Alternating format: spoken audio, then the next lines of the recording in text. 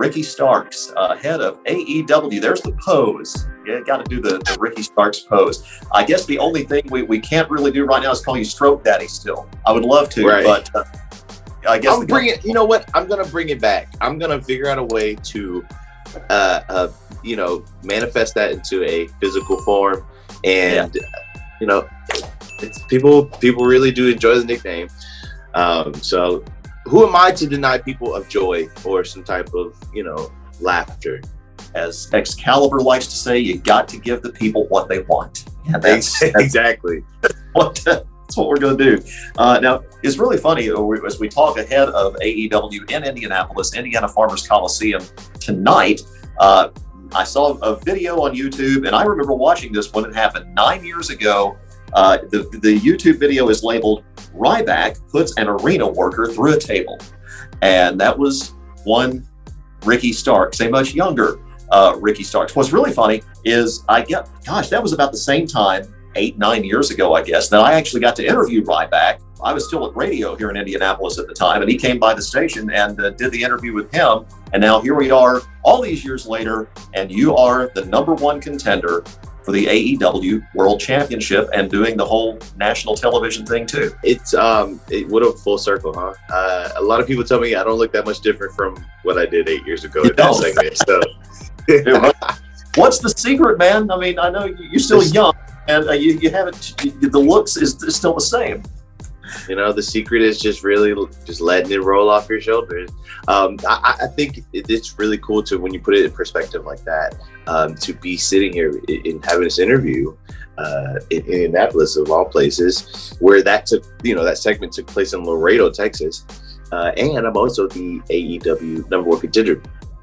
It's just I want to say it's a bizarre series of events, but I feel like this is just what is supposed to be happening.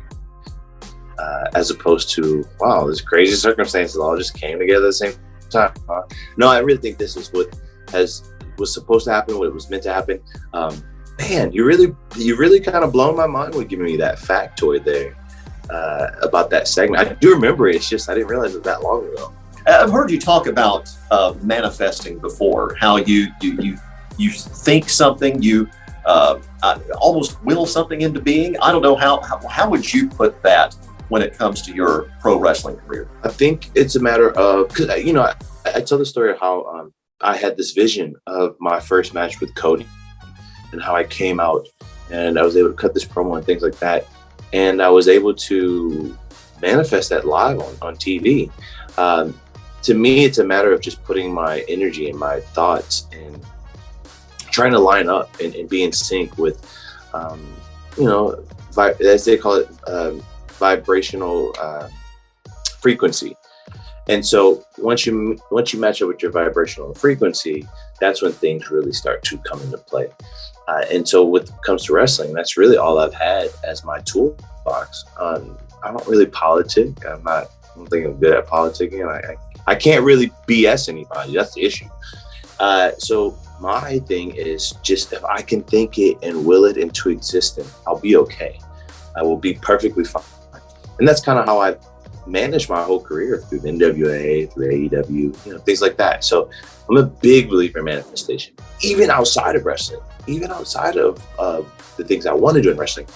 And just in my personal life, I'm able to get the things that I want because I'm able to put forth the positive mindset. It all sounds so corny and all sounds like BS, but I promise you, it is the realest thing I've ever experienced in my life. We were this close to Ricky Starks not only not being the number one contender for the AEW World title, but not wrestling at all when you suffered a broken neck during a match. They asked me, why am I a wrestling fan? You're 51 years old, dude. Why are you a wrestling fan? You and the men and women of AEW and anybody who puts the tights on and climbs into the squared circle, you want to entertain us, and yet at all times you're this close. They call baseball a game of inches, but really pro wrestling is you're inches away from it being done, or worse. I literally had this conversation last night with a group of kids where I said it's kind of bizarre that people don't really think of the other aspect of wrestling in terms of how close we are within inches, as you said it, with some of these moves.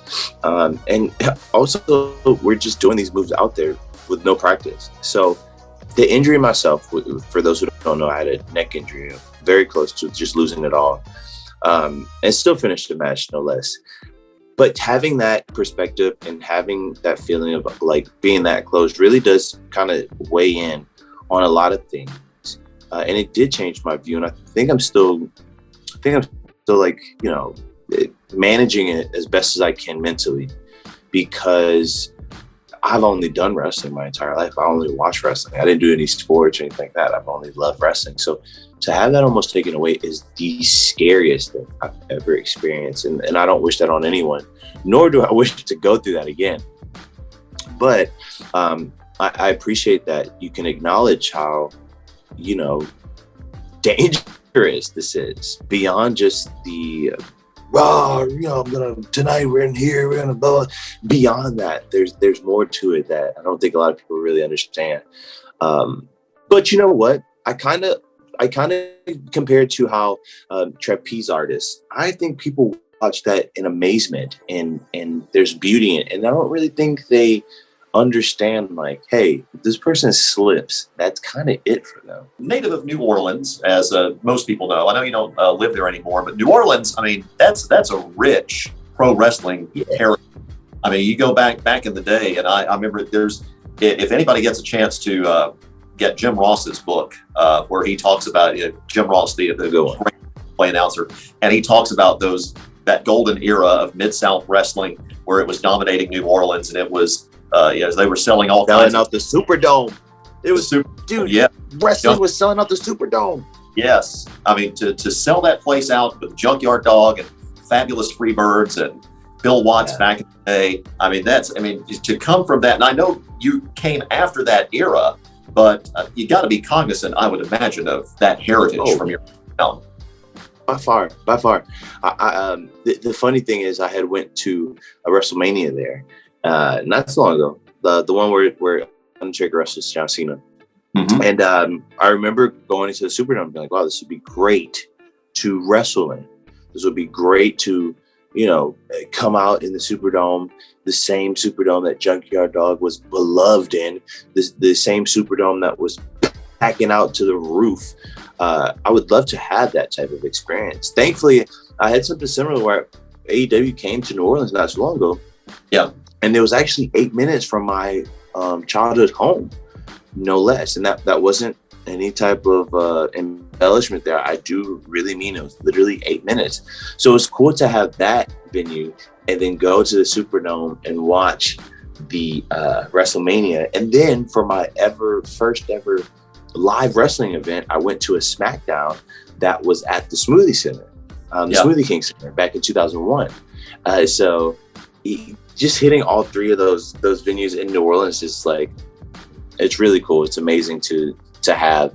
But yes, my goal is to wrestle in the Superdome one day. Just one day.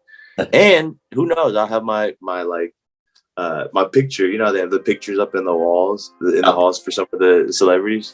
I'll have mine up there too. He is at Starkman Jones on Twitter, at Starky Baby on Instagram. Starkman Jones, this Taz calls everybody. He says it so much on the announce table. Tony Schiavone has stolen it now. It seems like. Yeah, I know. He says it backstage now, and it's a mess. But the funny thing is, I actually had that handle before I knew about Taz calling people, you know, right, the Jonesism, and he got a kick out of it, a big kick out of it when he read that on my Twitter page. Ricky Starks, he's going to be with all the stars of the AEW, and he's the #1 contender for the AEW World Title. Let me ask you about that right quick, because you will face, in all likelihood, the new champion, Maxwell Jacob Friedman, MJF. And I would imagine a big difference facing MJF for the AEW World Title as opposed to, what was it, the Inspire Wrestling, was it Inspire Pro Pure Prestige title tournament that I saw a few days ago on YouTube. But it's really interesting, and that's, I think, is really cool facet of wrestling nowadays,